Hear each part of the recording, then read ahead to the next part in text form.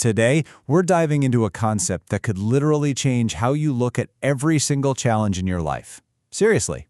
It's a simple shift in how you think, but it has the power to unlock potential you probably never even knew you had. And it all boils down to two little words. So, researcher Carol Dweck tells this story about a high school in Chicago. Imagine this. Instead of getting a failing grade on a test, you get the grade "not yet." Just think about that for a second. A failing grade feels final, right? It says, it's over, you're not good enough. But not yet? Well, that tells you you're still on the path. You're on a learning curve. It gives you a future. And this powerful little idea of not yet is really the key to understanding two totally different ways people think about their own abilities and intelligence. It's the fundamental difference between what Dweck calls a fixed mindset and a growth mindset. Okay, so this lays it all out. On one side, you have the fixed mindset. This is the belief that your intelligence is just fixed. It's a static thing, you've got a certain amount, and that's that. So naturally, you start to avoid challenges, because why risk looking dumb? Effort seems kind of pointless, and when someone gives you feedback, you get defensive. But on the other side, you've got the growth mindset. This is the belief that your intelligence can actually be developed. So you start to embrace challenges. You see effort as the absolute key to getting better, and you see feedback as a gift, a way to learn. As you look at this, which one sounds a little more like you? And, this isn't just some feel-good theory. It has real, tangible consequences. Studies found that when students with a fixed mindset were faced with failure, their reaction wasn't to study more. Nope. They were more likely to look for shortcuts, like cheating, or they'd try to make themselves feel better by finding someone who did even worse than they did. They literally run from the difficulty instead of leaning into it. But here's the absolute game changer. The growth mindset isn't just a nice idea, it is backed by hard science. The foundation for this whole thing is the incredible scientific fact that our brains are not fixed. They can, and they absolutely do, change. The magic word here is neuroplasticity. All it means is that every single time you push yourself, every time you learn something new and difficult, the neurons in your brain form new and stronger connections. Put it this way, your brain is basically like a muscle.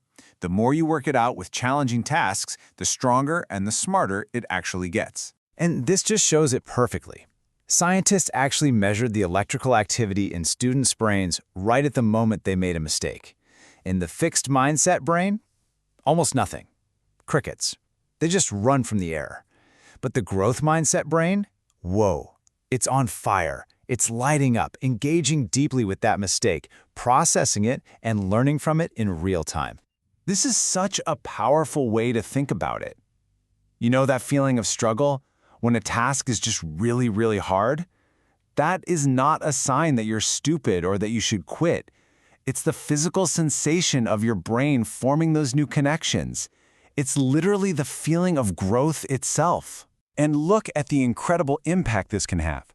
Researchers took a group of students who were really struggling. Their grades were dropping, and they simply taught them this science, the fact that their brains could grow. And what happened? Their academic performance completely transformed.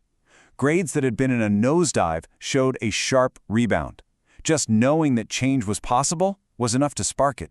Okay, so you're probably thinking, this is awesome, this is amazing, but how do I actually do it? Well, the good news is anyone can cultivate a growth mindset. So let's break down 4 really practical steps you can start taking today. So first, it starts with valuing the process, the effort, not just the final score. From there, you've got to embrace the power of that tiny little word, yet. Next, you learn to actually seek out feedback and see it as a gift, not an attack. And finally, and this one is huge, you start to celebrate your mistakes. You see them for what they are. Amazing learning opportunities. I mean, this really is the heart of the whole thing. Just adding yet to a sentence completely reframes failure. It turns a dead end into a journey. It acknowledges that, yeah, things are tough right now, but it points to a future where they won't be, building that confidence and grit you need to actually get there. All right, time for your first brain workout. One of the most effective ways to start building these new mental pathways is through journaling. It gives you a space where you can consciously practice looking at your experiences through that growth mindset lens. And you can literally start doing this right now. You don't need anything fancy, just something to write with. The whole goal is to actively question and reshape that inner monologue you've got running all the time. So here are a few ideas to get you started. Try writing about a time you failed, but frame it as a crucial chapter in your success story. Or think about a challenge you're avoiding and write a letter applying to take it on, outlining everything you hope to learn. You could even write about something you tried that didn't work out, as if you're giving an acceptance speech for an award, not for succeeding, but for having the guts to try in the first place. And this is exactly why journaling is so powerful. It is not a passive activity. When you consistently engage with these thoughts and reframe them, the pen becomes a tool for actively shaping your mindset and, honestly, shaping your future. So I will leave you with one final question to think about. In your own life, a skill you want to learn, a challenge you want to tackle, what is one thing you haven't mastered yet? Thanks for joining this explainer.